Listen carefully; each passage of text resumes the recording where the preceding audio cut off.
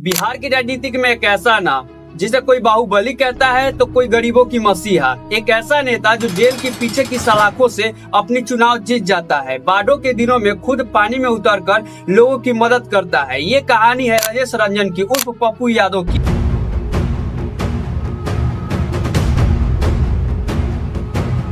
तो राधे राधे दोस्तों, पप्पू यादव का जन्म 24 दिसंबर 1967 को बिहार के मधेपुरा जिले के खुर्दा कुमार खंड के एक जमींदार परिवार में हुआ था। प्रारंभिक शिक्षा आनंद मार्ग स्कूल में हुई, जहां के अनुशासन ने उनके शुरुआती व्यक्तिगत को आकार दिया। उन्होंने BN मंडल विश्वविद्यालय मधेपुरा से राजनीतिक विज्ञान में हस्ताक्षर कराई और बाद में आपदा प्रबंधन में भी डिप्लोमा प्राप्त की, जो उनके भविष्य के कार्य सेवा में झलकता है। पप्पू यादव का जन्म एक जमींदार परिवार में होने के बावजूद भी पप्पू यादव का बचपन से ही झुकाव दबंगई और सामाजिक राजनीति की ओर था। उनके शुरुआती जीवन के कुछ घटनाएं जैसे स्कूलों के दिनों में जेल जाना और उन्हें व्यवस्था के खिलाफ खड़ा होना सिखाया। 1990 के दशक में बिहार की राजनीति में बदलाव की दौर था। मंडल कमीशन की आग और एक पिछड़े की राजनीति के बीच 23 साल का युवा निर्दलीय चुनाव जीतकर विधानसभा में पहुंचता है। पप्पू यादव ने 1990 के दशक में मधेपुरा के सिंहेश्वर क्षेत्र से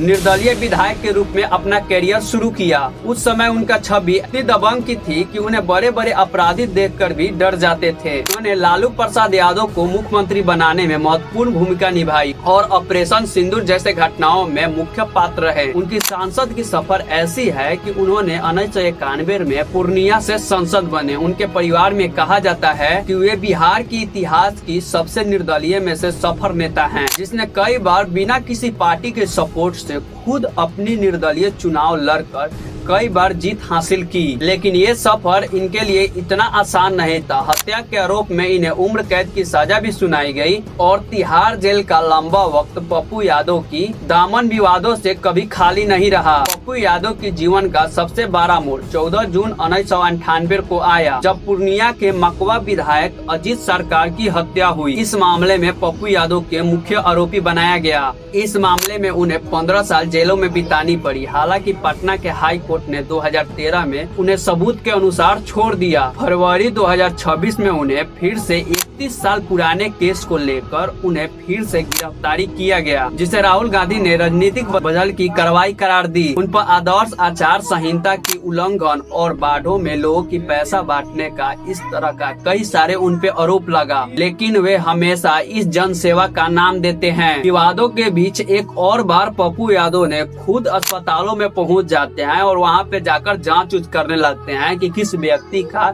इलाज चल रहा है, किसका नहीं चल रहा है। अपना उतना संपत्ति बेचकर इन गरीबों की मदद करते हैं। 2015 में उन्होंने अपनी पार्टी जन अधिकार पार्टी लोकतांत्रिक का गठन किया। कोसी और हिमाचल क्षेत्र में उनकी लोकप्रियता के कारण उनका रॉबिन हुड जैसा व्यवहार है। पप्पू यादव केवल चुनाव के वक्त ही नहीं लोगों की मदद करते हैं, जैसे आजकल के नेता हो गए हैं कि जब चुनाव आ रहा है तब किसी के पास जा रहे हैं, लेकिन पप्पू यादव ऐसा नहीं करते थे।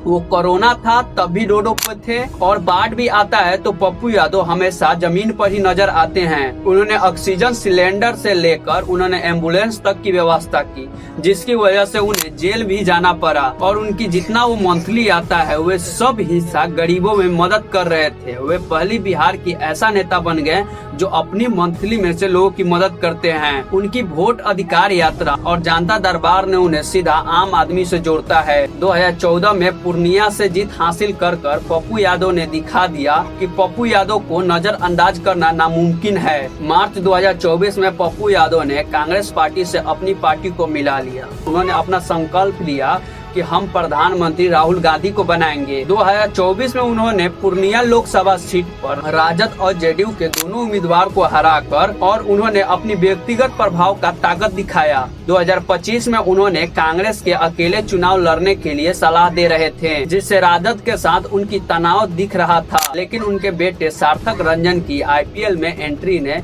फिर से उनके परिवार को चर्चे में ला दिया। पप्पू यादव का जीवन का एक सबक है कि ना तो राजनीति में कोई अस्थायी दुश्मनी होता है और ना ही कोई अस्थायी छवि। वे बिहार की राजनीति में एक ऐसे अनप्रिडिक्टेबल खिलाड़ी हैं जो कभी भी सत्ता की राजनीति को बदल सकते हैं। पप्पू यादव का सफर बाहुबली से लेकर जन सेवा तक मिश्रण है। उन्होंने दिखाया है कि कैसे एक नेता जमीनों से जुड़कर बड़ी से बड़ी राजनीति को चुनौती दे सकता है। बिहार की राजनीति में उन्हें विरासत, विवाद और सेवा से लेकर उनकी मामला जूझती रही है, लेकिन आज भी उन्होंने लोगों की सहायता करना नहीं छोड़े।